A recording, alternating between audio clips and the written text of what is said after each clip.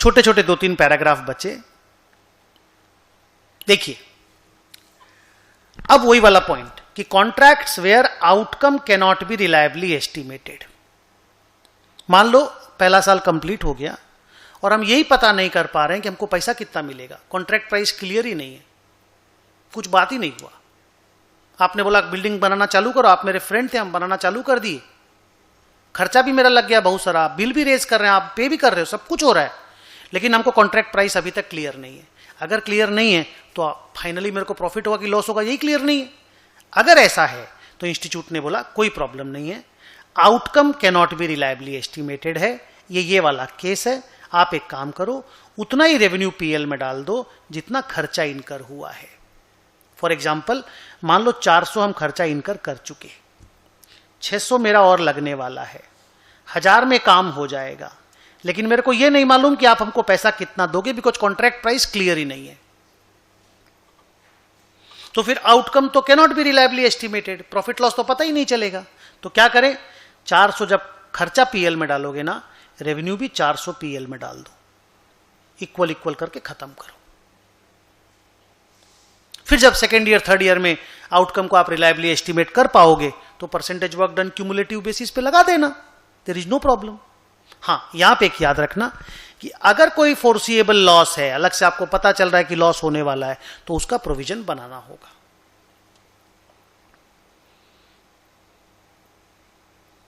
तो 2 बातें अभी तक की पढ़ाई से जो सामने आई। पहला, अगर outcome can be reliably estimated, percentage completion method use होगा। अगर outcome can not be reliably estimated, खर्चा इज इक्वल टू रेवेन्यू करके छोड़ देना होगा। आइए अगले पैरा में चलते हैं, नाम है कॉन्ट्रैक्ट्स कवरिंग मल्टीपल असेट्स। आप कॉन्ट्रैक्टर हैं, आपने मेरे को बोला ये बिल्डिंग बना दो मेरे लिए थिएटर रोड में, रोड एक है, और ये बिल्डिंग बना दो मेरे लिए पार्क स्ट्रीट में। तो आपने 2 बिल्डिंग का कॉन्ट्रैक्ट मेरे साथ साइन किया। अब वो 2 कॉन्ट्रैक्ट है या 1 कॉन्ट्रैक्ट है, इसके लिए इंस्टीट्यूट ने गाइडलाइंस दी। अगर 2 कॉन्ट्रैक्ट है तो दोनों के अलग अलग कैलकुलेशंस होंगे, सेम प्रोसेस 2 बार लगाना होगा। अगर दोनों 1 कॉन्ट्रैक्ट है तो फिर एक सिंगल बार में कैलकुलेशन होगा मिला करके। तो ये तो क्लियर है, एक अलग बिल्डिंग है, एक अलग बिल्डिंग है, तो पढ़ा रहे हैं ना हम, वेट करो।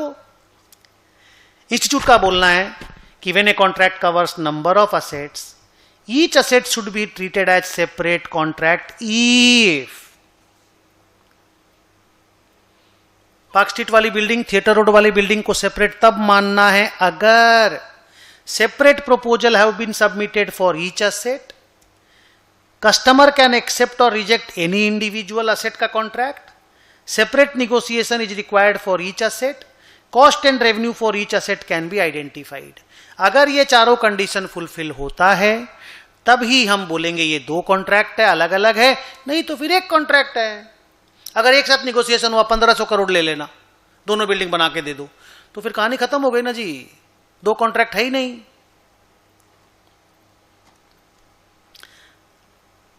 आइए लास्ट पैराग्राफ,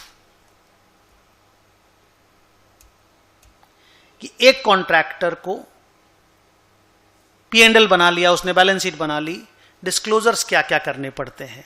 तो पहला डिस्क्लोजर है, डिस्क्लोजर जो एक्स्ट्रा इंफॉर्मेशन जो आपको नोट्स वगैरह में देना है। पहला, revenue recognised during the year कितना है। अगर मैं पहले वाले एग्जांपल में जाऊं तो पहला साल जो पहला एग्जांपल में था, रेवेन्यू रिकॉग्नाइज्ड इज 520।